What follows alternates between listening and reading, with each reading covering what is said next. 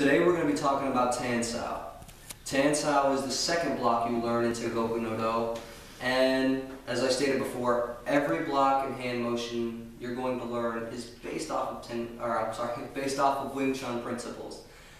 Now, a lot of people have problems with this technique. It's very simple, it's very easy.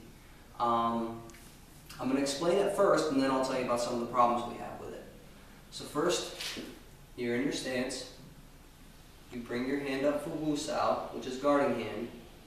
Then you're going to shift your elbow slightly in towards your center, turning your palm up. You got to keep your hand and forearm nice and relaxed. Try to keep your elbow relaxed too. But the strength of this technique lies in the elbow. So you don't want it too rigid, but you don't want to just, half-ass it. A very important thing is make sure your elbow is in line between your shoulder and your center. This line right here is a perfect position for Tan Sau. Another thing is you want to make sure that your elbow is about a fist length away from your body. That's what gives it its strength. The further away from your center it is, the weaker it's going to be. Anyone who opens a pickle jar can tell you, closer to the center, you're stronger. So we're going to keep our elbow closer to the center, because that's where all the power from this block is derived from. Now I'm going to bring my student Naaman in here to help demonstrate the power of this technique. I'm going to have Naaman throw any kind of strike, and I'm just going to use the Tan Sau to defend.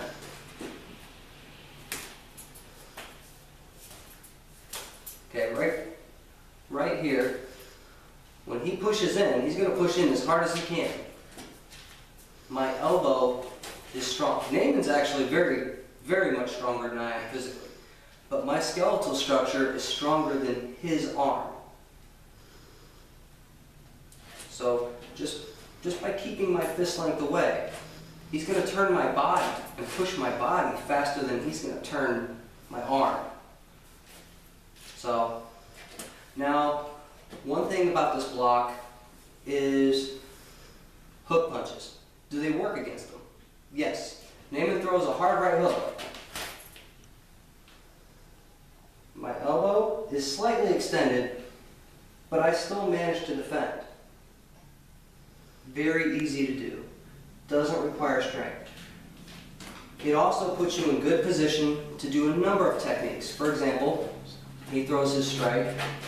Okay? Here, I can turn it into a lap Sau and bring him down, which we'll discuss lap Sau later. When he's got that arm up, I can jam in and strike with a palm strike. I can go with a fist strike. I can step in, go with an elbow. It leads to a lot of possibilities. One thing you never want to do, though, is this. And I'll show you why. Naaman, go ahead and do a regular Tan Sau.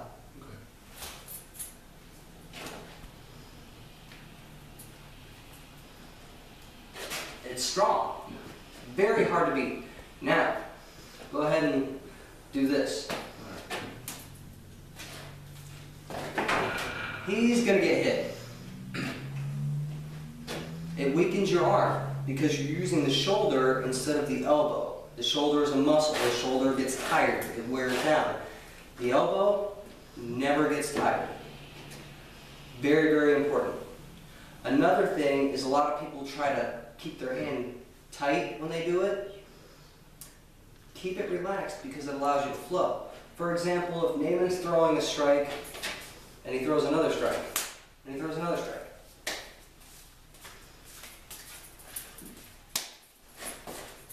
Sorry, Naaman. It happens. The idea being, the more relaxed you are, the faster you're going to be. The neuroconductivity rate is a lot higher in someone who's faster because those muscles don't have to unlock. So always keep your hands nice and relaxed and fluid. Another thing, try to slightly tuck your thumb just over your forefinger. Doesn't have to be tight, just moved in a little bit. Because this, right here, if Naaman happens to punch and I miss my block, Break it down. yeah, it's going to hurt. and it's going to limit my ability to fight back. So very, very important things to do, or sorry, to memorize. But essentially, you're going to be in your basic stance. You're going to rise up with Wu Sau, which goes directly into Tan Sau. The best thing to do when you're doing this is to directly turn in the direction. For example, I'm using my right arm. I'm going to follow the path that my fingers set before me. Just an ever so slight turn. Some of the reasons for that, and I'm going to grab a weapon just to help demonstrate some of these practicalities. Now, say Naaman goes with a, I don't know, a right arm swing for my temple. Okay, that slight turn pushes his weapon further away from me. You get a better angle. Okay, go ahead and hold it directly at my face. Okay, right here, I block it, but not by much. You could turn just a little bit more this way. I don't know if you can see that real well, but because of the position of my Tan Sau, he's going to hit me directly in the shoulder. I don't want that. If this was a knife and it's pointed directly at my face, he might stab me in the face or the shoulder, especially if my block is too late. So the first thing I'm going to do is, you want to use that arm? Yeah, sure. First thing I'm going to do is when he goes to attack, I'm going to turn slightly. This helps cut the angle of the attack, so not only do I miss the weapon by a large amount, especially considered what it was before, but also it allows me to control a little bit better, bringing him into range of my weapons. If this is a knife and it's pointed directly at my face, right here, you can see the distance. I mean, it's straight in my face.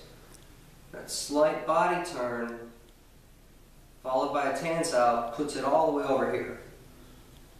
That's about a full forearm's distance away from my face, and allows me to control.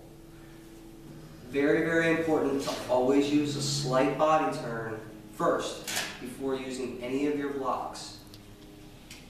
Thank you.